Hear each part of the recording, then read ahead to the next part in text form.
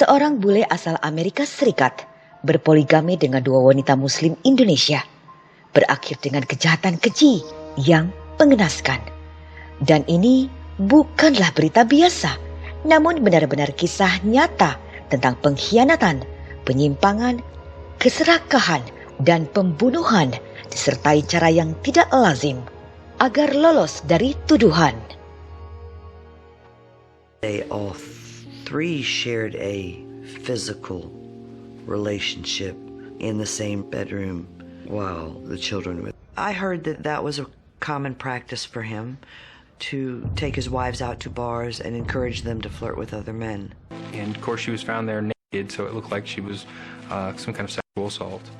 There was semen found inside of Umi's body. The thought sickened me. To this day, we still don't know whose semen that is. I'm sorry. Ikutilah kisah nyata ini yang akan kita kupas lebih dalam lagi dalam tayangan dokumenter khas K Channel. Selengkapnya sesaat lagi hanya di YouTube K Channel, membuka jendela dunia.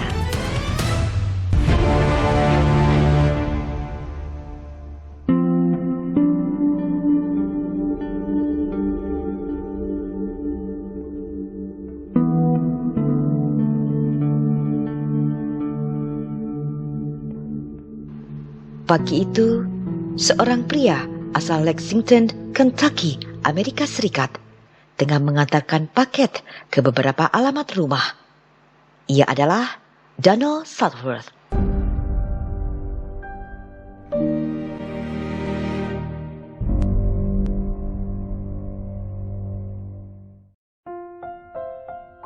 Donald Southworth, seorang pria lajang yang berusia 32 tahun. Ia bekerja sebagai sopir pengantar paket di perusahaan jasa pengiriman terbesar di Kentucky, UPS. Namun, beberapa waktu kemudian, takdir membawanya pindah ke Jakarta, Indonesia. Untuk sementara waktu, dalam melaksanakan tugas dari perusahaan tempat ia bekerja, di mana saat ini perusahaan tersebut tengah berekspansi ke luar negeri. Beberapa bulan setelah ia tinggal di Jakarta, kemudian ia bertemu dengan wanita yang menarik perhatiannya.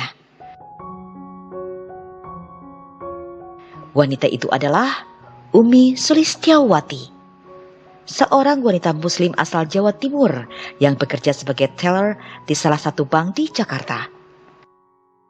Donald yang terlihat sebagai pria yang ramah dan periang, nampaknya berhasil memikat hati Umi. Dari pertemuan pertama mereka yang saling tertarik satu sama lain, membawanya ke pertemuan selanjutnya sebagai pasangan kencan dan terus berlanjut sebagai pasangan kekasih. Umi dikenal sebagai wanita yang cerdas, pintar, dan penyayang. Ia memiliki senyuman yang menawan. Sementara Donald, ia adalah pria yang santai, karismatik, dan sangat nyaman untuk diajak bicara. Walaupun masa pacaran mereka yang terbilang singkat, tetapi mereka berdua sama-sama merasakan kasih sayang dan kenyamanan dalam hubungan mereka. Sehingga akhirnya Donald pun melamar Umi untuk menikahinya. Tentu saja, Umi menerima lamarannya dengan senang hati karena ia telah jatuh cinta padanya. John Donald adalah pria yang penuh kasih sayang. Apalagi Donald mau berpindah agama menjadi seorang Muslim untuk menikahi Umi. In order to marry an Indonesian woman of the Muslim faith, you yourself have to at least be Muslim. I'll convert. Really? He became a Muslim when he got married, but it was just for convenience or in order to get married. The reason I think he became Muslim was because he loved her so much. It was a traditional marriage ceremony over there, and then they flew back to the U.S. Setelah pernikahan mereka di Indonesia, lalu pasangan pengantin baru ini segera terbang ke Amerika Serikat dan menetap di rumah baru mereka di Lexington, Kentucky sebagai pasangan suami istri. Di sini, Donald kembali bekerja sebagai pengemudi perusahaan pengiriman paket UPS dengan waktu bekerja di shift malam. Sementara Umi, setelah ia meraih nilai tinggi dalam ujian bahasa Inggris, lalu ia segera mendaftar kuliah untuk belajar akuntansi. Umi belajar dengan sangat giat, sehingga pantas ia mendapatkan nilai tinggi, dan hal itu tentunya membuat Donald sangat bangga pada istrinya yang berprestasi dalam pendidikan tinggi. Setelah Umi lulus dengan hasil yang memuaskan, kemudian ia bekerja sebagai akuntan di sebuah hotel dan juga bekerja sebagai akuntan di kantor pusat perusahaan jaringan restoran Fazoli's sambil meneruskan kuliahnya untuk mengejar gelar master.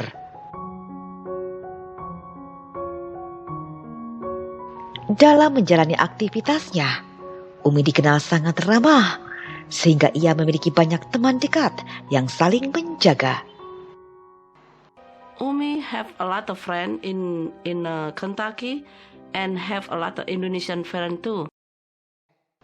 Dan di kalangan teman-teman dan tetangganya, Umi dan Donald dikenal sebagai pasangan serasi yang tampak selalu bahagia.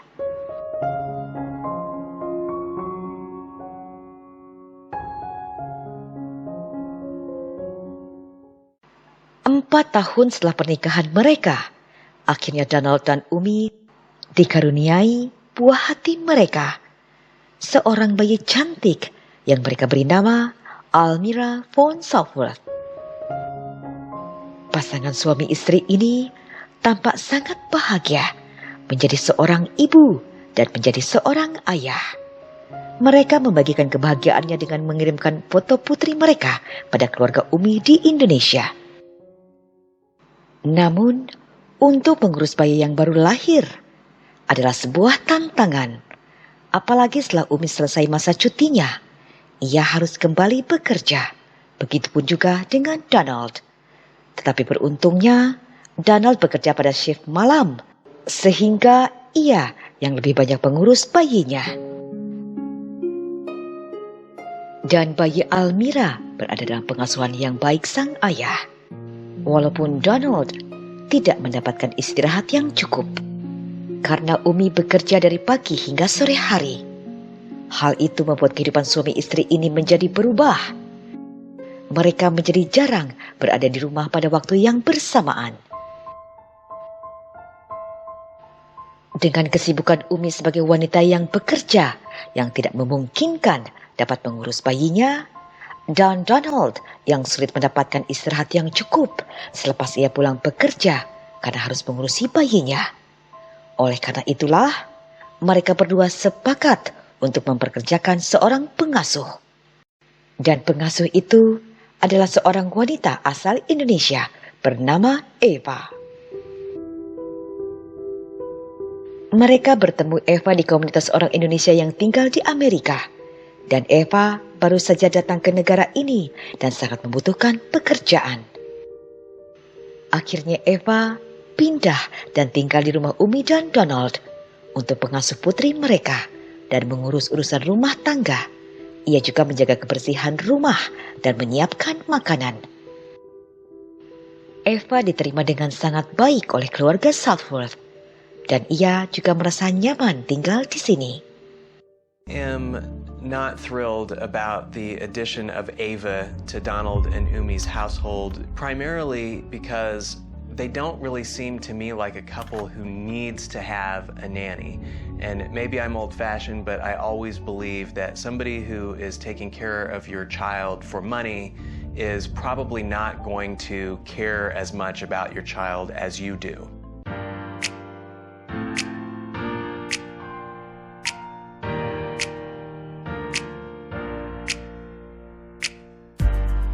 Beberapa bulan setelah Eva tinggal di rumah Umi dan Donald, lalu Umi pergi ke Jakarta untuk melepas rindu dengan keluarganya sambil memperkenalkan sang buah hatinya.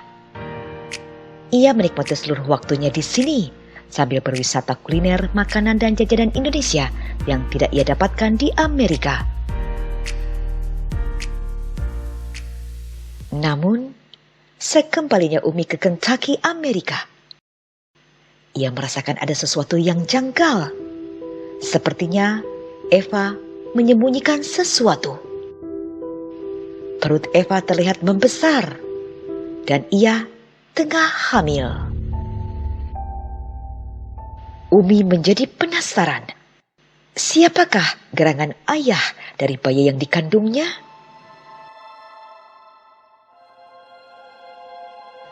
Lalu ia segera memberitahu suaminya dan menanyakannya, apakah Donald tahu tentang hal ini? Tetapi ternyata Donald tidak tahu menau akan hal itu. Dan ia terlihat tidak begitu peduli. Setahun setelah Umi memperkerjakan pengasuhnya, ia tentu saja terkejut mengetahui Eva hamil. Walaupun Donald mengaku tidak tahu apa-apa tentang hal itu, tetapi Umi tidak benar-benar yakin jika Donald tidak mengetahuinya. Umi justru menduga bahwa mungkin suaminya lah yang bertanggung jawab atas kehamilan Eva. Beberapa hari kemudian, setelah Eva melahirkan bayinya, Umi akhirnya mendapati ketakutan terburuknya saat ia mengetahui bahwa ayah dari bayi perempuan yang baru saja lahir dari Eva adalah suaminya.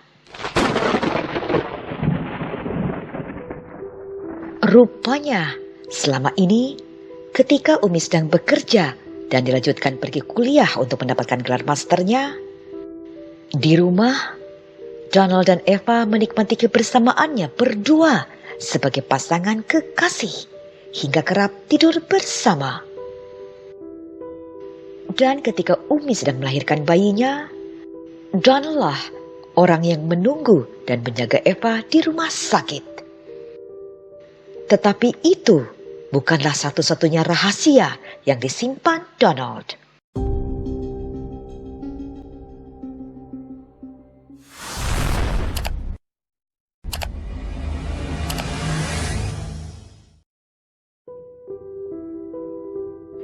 Ternyata ketika Umi dan putrinya sedang pergi ke Jakarta untuk menemui keluarganya selama berminggu-minggu, dan secara diam-diam Donald dan Eva juga pergi bersama ke Indonesia untuk menemui keluarga Eva. Dan di sana mereka melangsungkan pernikahan. Had to marry her in Indonesia to satisfy the demands of that culture, to pacify her parents. Alasan Donald menikahi Eva karena ia ingin menjaga rasa malu yang Eva dan orang tuanya rasakan saat ia hamil dan melahirkan di luar nikah. Because of the stigma of being unwed and pregnant. In Indonesia, it is legal for a man to take 2 wives. If the first wife approves and if you can afford it. It's common in Indonesia, but Umi doesn't believe in polygamy. Mengetahui hal itu tentunya membuat Umi terkejut. Ia sangat marah, kecewa, dan hatinya sangat hancur. Satu-satunya hal yang ada di benaknya adalah ia akan mengajukan gugatan cerai. Gugatan cerai yang telah Umi layangkan terhadap Donald akhirnya tidak dapat diselesaikan karena Umi berubah pikiran. Ia akhirnya berpikir bahwa ia harus tetap melanjutkan pernikahannya dengan Donald demi putrinya yang masih kecil yang membutuhkan sosok sang ayah, Donald. Kini Umi harus rela untuk tinggal satu rumah dengan 2 orang pengkhianat sekaligus yang telah menghancurkan perasaannya, sang suami dan pengasuh putrinya. Desas-desus tentang pernikahan tidak biasa keluarga Southwood ini kini berkembang negatif di lingkungan tetangga mereka. Shocked, I think, would be the first word, because I've never known a man that had two wives at the same time. You know, it's not allowed here in the U.S., so the public ain't forgiving over that, I wouldn't think. Mereka bertiga tidur dan berbagi hubungan fisik di kamar tidur yang sama. Umi sangat tidak nyaman dengan situasi pernikahannya saat ini.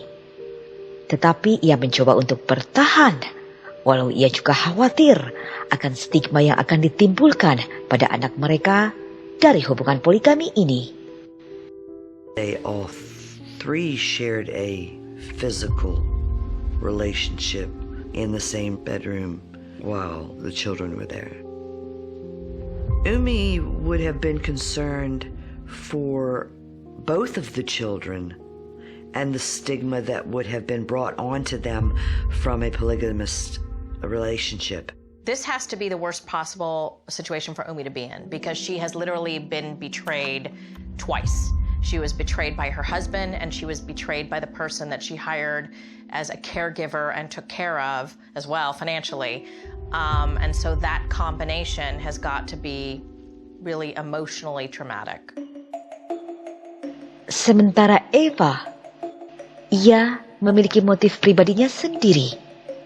Ia bertahan demi untuk mendapatkan kewarganegaraan dan dukungan finansial dari Donald. I think it's really important also to notice the fact that Ava's not acquitting herself very well here either. Ava is out for Ava. From the very beginning of when we meet her, she is already developing a relationship with Donald, knowing full well that he is married. Beberapa tahun kemudian, situasi di rumah keluarga Southwood mulai berubah dan menjadi lebih tenang. Hubungan Umi dan Eva kini menjadi sangat dekat. Mereka seperti saudara perempuan yang saling melindungi satu sama lain dan kompak dalam membesarkan putri-putrinya. Tetapi Donald, ia kini tampak begitu berubah.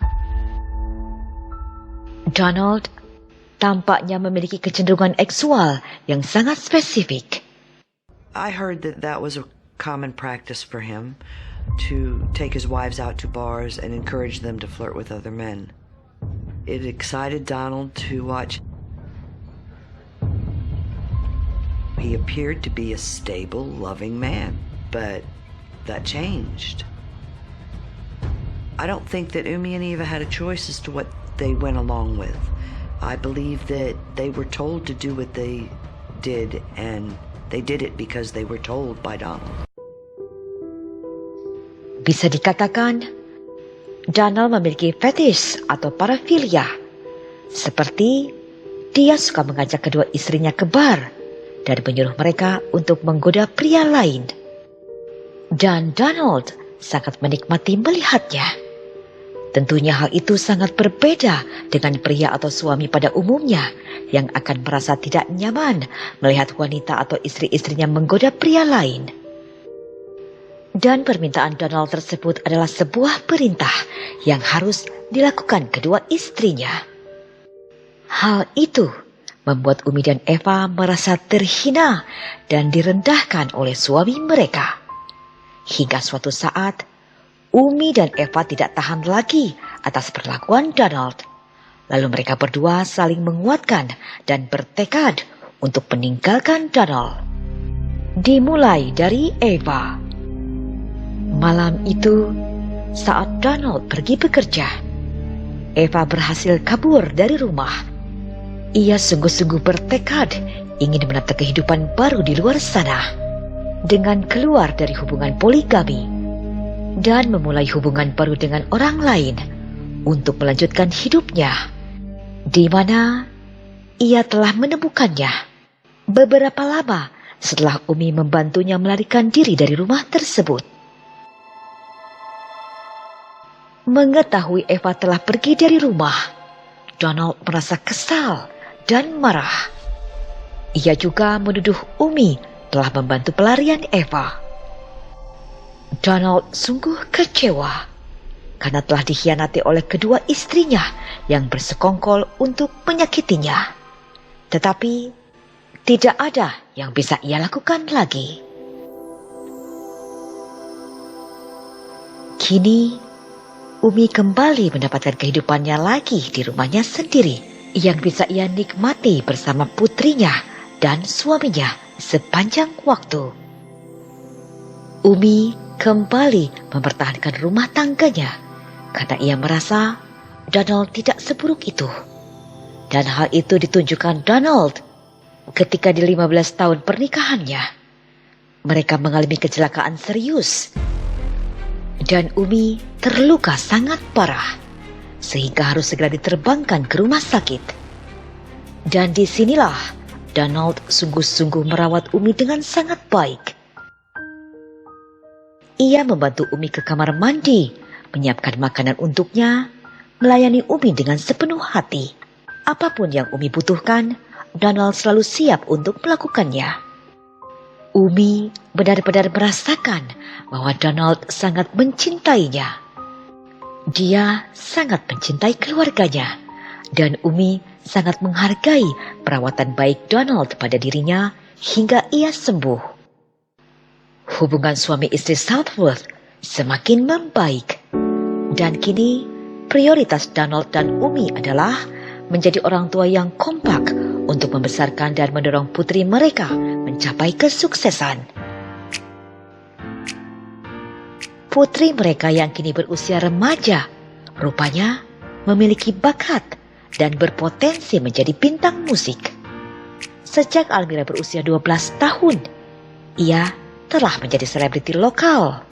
Semua orang terpesona saat mendengarnya bernyanyi, dan putri mereka mendapatkan bayaran saat ia pentas melantunkan lagu-lagu dari suara merdunya sambil bermain gitar.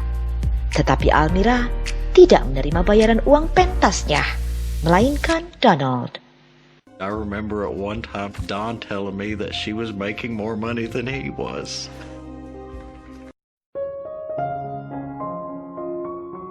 Donald dan Umi kini bekerja sama untuk mengelola dan mempromosikan karir putri mereka yang sangat menjanjikan. Donald mengurusi segalanya, mulai dari pemesanan, menyediakan mobil van, peralatan, memastikan semua peralatan berfungsi dengan baik, dan mengantar putrinya ke semua tempat pertunjukan. Dan Donald menggunakan kaos kru panggung putrinya di setiap pertunjukan Almira. Berkat keseriusan orang tuanya dalam mengelola karir putrinya, telah membawa Almira ke Nashville, ibu kota dan kota terpadat di negara bagian Tennessee, Amerika Serikat, yang terkenal dengan julukan kota musik atau ibu kota musik country. Sehingga jika siapapun tampil di bar manapun di Nashville, tidak akan ada yang tahu siapa yang akan berada di bar tersebut untuk menonton pertunjukan musik. Bisa saja seorang produser musik terbesar di Tennessee.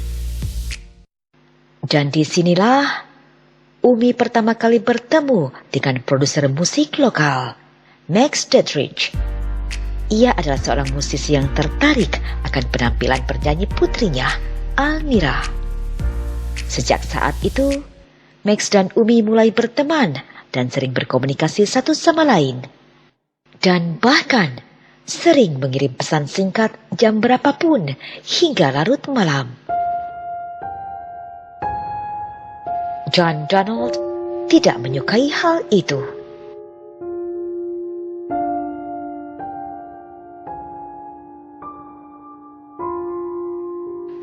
Komunikasi yang intens antara Max dan Umi mulai membuat Donald tidak nyaman. Ia mulai mencurigai bahwa istrinya mungkin telah berselingkuh dengan sang produser musik, Max Detrich. Are you sleeping with him?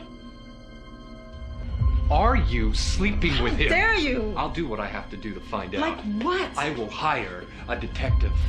I have nothing to hide. What would you care if I did anyways? You are my wife! So what? I don't see evidence that she's actually cheating on Donald, but I'm not surprised that Donald is suspecting that. People who have done that tend to be the very first people to spot what they think are signs of that in others. It's part of the double standard that people like that have. Tetapi rupanya, Umi tidak menggubris apa yang dipermasalahkan suaminya. Ia tetap melanjutkan SMS dengan Max yang ia lakukan secara rahasia.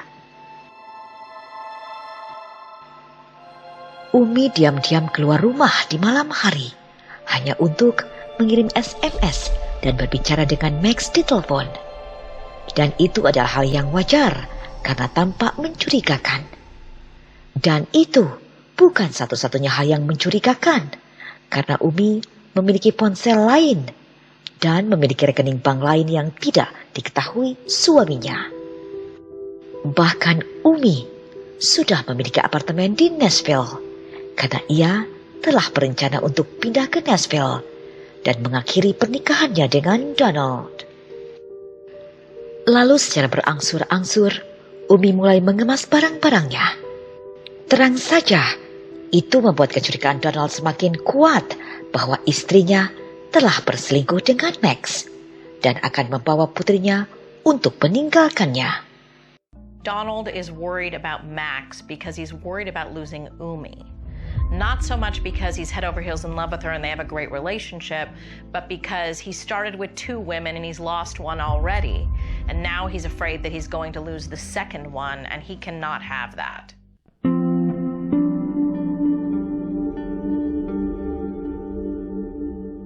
Hari ini adalah hari terakhir Umi bekerja sebelum ia dan putrinya pindah ke Nashville tanpa Donald. Dan hari itu, Almira yang tengah berada di rumah menghubungi ibunya, tetapi ibunya sulit dihubungi. Sementara di kantornya, teman-teman Umi mulai khawatir karena di hari terakhirnya Umi bekerja ini, dia malah tidak masuk kerja dan mereka juga tidak dapat menghubungi Umi. Itu tentunya hal yang tidak biasa, apalagi sebelum Umi pindah ke Nashville. Hari itu mereka berencana untuk makan siang bersama sebagai tanda perpisahan. Tetapi karena Umi yang sulit untuk dihubungi dan mereka begitu khawatir apa yang terjadi pada Umi, lalu mereka memutuskan untuk pergi ke rumah Umi. Sesampainya mereka di sana, Almira terlihat begitu gelisah. Ia juga mengkhawatirkan ibunya. Kemudian mereka bertiga sama-sama mencari keberadaan Umi. Dimulai di halaman belakang rumahnya. Namun mobil Umi ternyata berada di sana. Hingga tidak mungkin jika Umi sedang pergi jauh dari rumahnya. Tetapi tiba-tiba mereka menemukan sepatu dan barang-barang lain yang berserakan. Lalu Almira segera menelpon sang ayah, memberitahunya bahwa sang ibu telah hilang. Setelah Donald mendapatkan izin dari perusahaannya, siang itu juga Donald bersama putrinya segera mencari Umi dan melaporkannya ke kantor polisi untuk membuat laporan orang hilang. Tetapi karena Umi belum hilang selama 24 jam, polisi menolak laporan mereka. Almira terlihat begitu histeris dan ketakutan. Sesuatu yang buruk terjadi pada ibunya. Begitu pula yang dirasakan teman-teman dekat Umi di kantornya. Kemudian mereka mulai memeriksa pesan suara di kantornya di hari itu dan menemukan pesan dari ponsel Almira. Mereka berdua terkejut mendengar perselisihan Donald dan Umi, di mana saat itu mereka mendengar suara Donald dengan nada tinggi, penuh amarah yang mengatakan, "Apa yang kau ingin aku lakukan? Membunuhnya atau apa?" Rekaman pesan suara tersebut menimbulkan kekhawatiran meningkat dan menimbulkan kecurigaan, sehingga mereka segera melaporkannya pada polisi. Rupanya, polisi juga menganggapnya mencurigakan, lantas mereka bergegas menuju kediaman keluarga Southworth. Lalu polisi menggeledah hutan di belakang rumahnya yang terdapat area perkemahan tunawisma. Dan di area kumuh itulah, tepat di bawah sebuah kasur, di sana terdapat tubuh Umi tanpa busana dengan keadaan yang mengenaskan. And of course she was found there naked, so it looked like she was some kind of sexual assault. There was semen found inside of Umi's body. The thought sickened me. Tubuhnya dikerubungi lalat dengan luka-luka yang telah dipenuhi belatung. Di lehernya terdapat ikat pinggang yang masih melilitnya. Di bagian kepala terdapat lubang besar dan serpihan otak keluar dari tengkoraknya mengenai rambutnya. Itu jelas ia telah dipukuli dengan sangat parah. Tetapi ternyata Umi masih hidup. Lalu polisi segera menghubungi ambulan dan segera melarikan Umi ke rumah sakit. Walaupun petugas mengatakan bahwa tidak ada kemungkinan untuk bertahan hidup.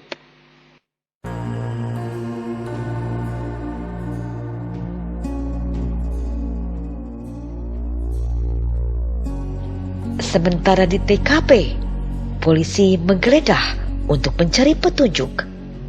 Mereka menemukan gaun tidur dengan darah di atasnya. Polisi menyimpulkan bahwa mungkin Umi mengalami semacam serangan seksual. Kemudian di rumah sakit, Umi diperiksa untuk tanda-tanda pemerkosaan. Namun keesokan harinya, Umi tidak dapat lagi bertahan hidup. Ia meninggal pada hari Kamis 10 Juni 2010 di Rumah Sakit Universitas Kentucky di usia 44 tahun.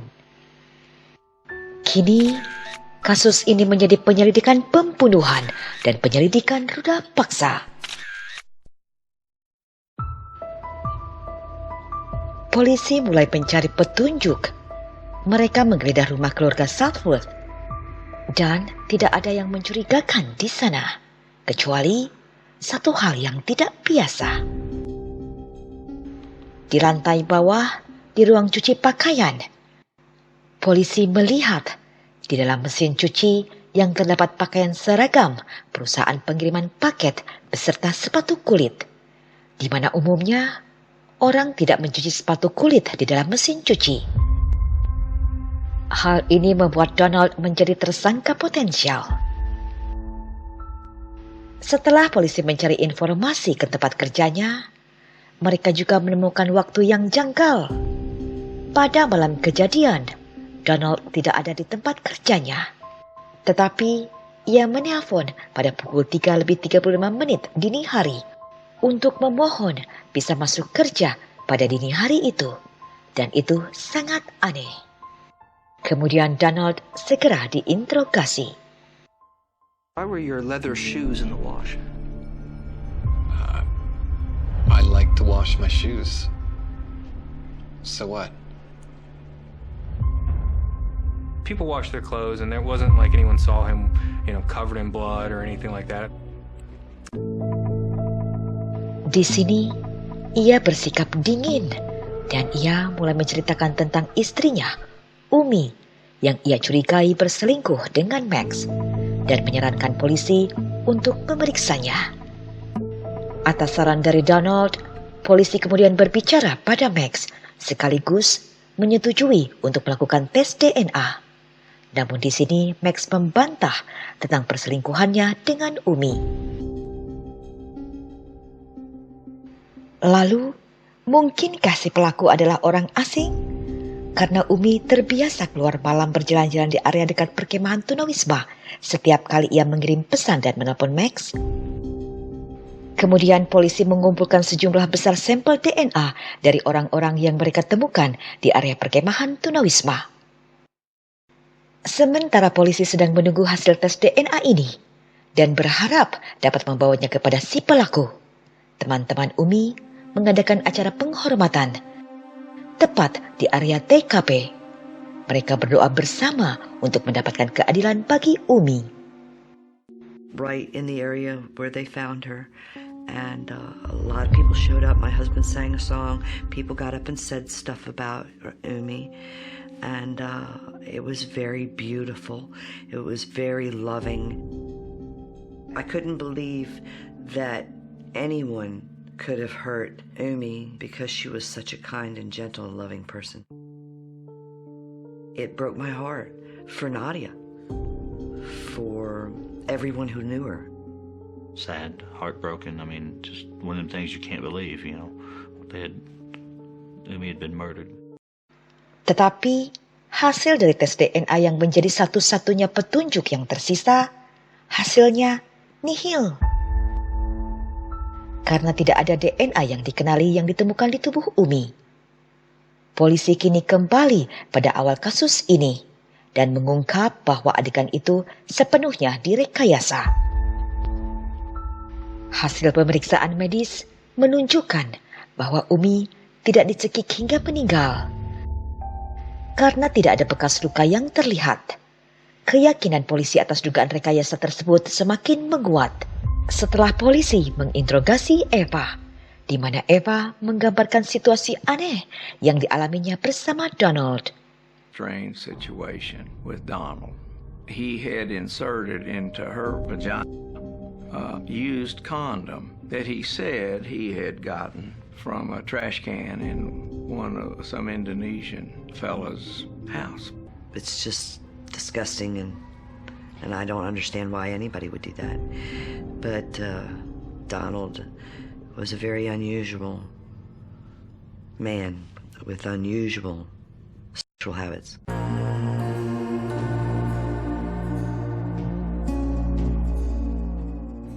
Akhirnya, secara resmi, polisi menangkap Donald Southworth dan didakwa dengan pembunuhan. Didn't want to lose his child, his meal ticket, and the only way he could keep it from happening was to get rid of the person that was going to move his daughter. Motivasinya adalah putrinya, Almira, yang baru saja menandatangani kontrak dengan Atlantic dan sedang bersiap-siap untuk melakukan tur di Australia. Dan Donald membayangkan bahwa putrinya akan menjadi bintang besar, sehingga dia tidak perlu khawatir tentang apapun dalam hidup. Dia tidak akan pernah lagi harus mengemudikan truk setiap malamnya untuk memenuhi kebutuhan hidup keluarganya. Dan saat Umi akan membawa putrinya dan meninggalkan Donald, harapan Donald pun akan menjadi sirna, dan usahanya selama ini yang telah membantu karir putrinya akan menjadi sia-sia. Dan ia tidak ingin kehilangan anaknya yang akan menjadi sumber penghidupannya. Lalu, cara satu-satunya agar itu tidak terjadi adalah dengan menyingkirkan orang yang akan membawa putrinya. Pada malam kejadian, Donald membangunkan Umi untuk membantunya menemukan kucing kesayangan putrinya yang hilang. Dan saat mereka berdua mencarinya, Donald memukulnya dengan sebatang kayu berdiameter 4 inci. Kemudian, dia mendirikan sendiri kemah tunawisma kecil dan menaruh tubuh Umi di sana. Dan entah bagaimana caranya, Donald bisa mendapatkan cairan laki-laki dalam kondom milik orang lain yang kemudian ia masukkan ke dalam tubuh Umi. Ia merekayasa kejadian itu seolah tampak seperti kejadian pelecehan seksual. He inserted somebody else's semen into her body so that it could appear that maybe she was raped. We believe he staged the scene to point somewhere other than himself. Dan dalam penyelidikan lanjutan, mereka menemukan riwayat kekerasan yang dilakukan Donald. Menurut TV berita internasional CNBC, Donald adalah seorang duda sebelum nikah dengan Umi. Pada tahun 1992, ia terlibat dalam tindakan KDRT dengan menahan mantan istrinya karena melawan kehendaknya, serta mengancamnya jika mencoba meninggalkan rumah mereka. Lalu pada tahun 1994, seorang wanita lain mengajukan EPO atau Emergency Protection Order terhadap Southworth, mengklaim bahwa Donald telah meninju perutnya, menendang tulang rusuknya dan membantingnya ke lantai. Lalu pada tahun 2006, seorang wanita mengklaim Donald telah memukulnya dengan buku besar. And as these women began to grow stronger, as they began to become more independent, he grew angrier and angrier. And when you're talking about a narcissistic personality like Donald has, what you're looking at is somebody who cannot bear rejection. They will do anything before they can be rejected. And he almost got away with it. And to me, that is the fascinating thing about this story. It shows an amazing level of depravity. It shows a level of planning and, frankly, a clever idea that we haven't seen before. 2 tahun setelah Umi Southworth tewas mengenaskan, suaminya Donald Southworth dinyatakan bersalah dan dijatuhi hukuman penjara seumur hidup. Namun vonis tersebut dibatalkan dalam banding karena kesaksian Eva dianggap tidak relevan dan merugikan mengenai kondom bekas pakai. Di persidangan kedua, Donald mengakui dirinya tidak bersalah. Tetapi begitu banyak bukti yang memberatkannya sehingga juri menyatakan dia bersalah. To this day, we still don't know whose semen that is. Kasus pembunuhan Umi tentunya sangat mengguncang dan mempengaruhi Almira. Karena tidak hanya ia kehilangan ibunya, tetapi juga ia kehilangan ayahnya. Orang yang telah melakukan segalanya dalam perkembangan karir musiknya selama ini. Tentunya itu sangat menghancurkan hatinya. They traveled with her, supported her financially, emotionally, and most importantly with their time. Oleh karena itulah, komunitas sesama musisi menggunakan bakatnya untuk membuat konser musik amal yang dipersembahkan untuk Almira sebagai tanda kasihnya bahwa Almira tidak sendirian. And this is a time for the community of her friends and her family and those who were maybe fans of hers or just neighbors to come together and show love for this young girl. Konser amal yang dilaksanakan di gedung teater Kentucky dihadiri ratusan pendukung yang masing-masing membayar tiket seharga $20. I am thrilled to be able to do this to help Almira for future, to be able to support her emotionally through all of the pain and stress that she's been through.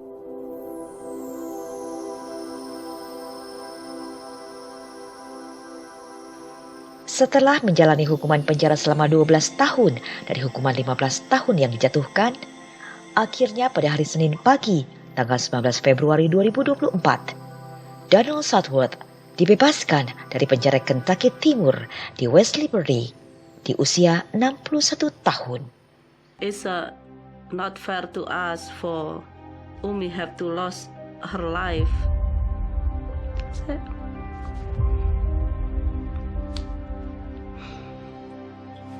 I'm sorry.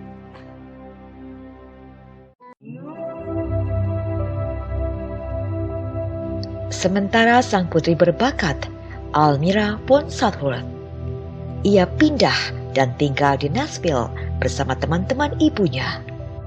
Dan sejak saat itu tidak lagi terdengar kabarnya. Tentunya ia tidak ingin menjadi sorotan kamera karena kasus pembunuhan sang ibu yang melibatkan ayahnya sendiri. Dan itu membutuhkan waktu yang tidak sebentar dalam memulihkan hatinya yang hancur karena kehilangan kedua orang tuanya dengan cara mengenaskan di saat usianya yang masih remaja yang sangat membutuhkan kasih sayang kedua orang tuanya. It's like any other little 12-year-old that loves her mommy and her daddy, and this is taking a little life, grabbing a machete and just splitting it down the middle. And what's down the middle is the little soul and spirit and life of this little girl. Bagaimana menurut Sobat K semua? Silahkan berbagi pendapatnya secara bijak ke dalam kolom komentar. Dan berikut referensi dalam kisah nyata K Channel kali ini. Serta nantikanlah kisah nyata yang berbeda selanjutnya. Hanya di YouTube K Channel, membuka jendela dunia.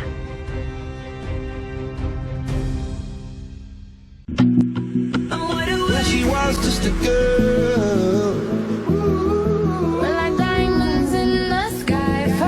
Don't you worry, child. Yeah, yeah, except for me. Starships are meant to fly.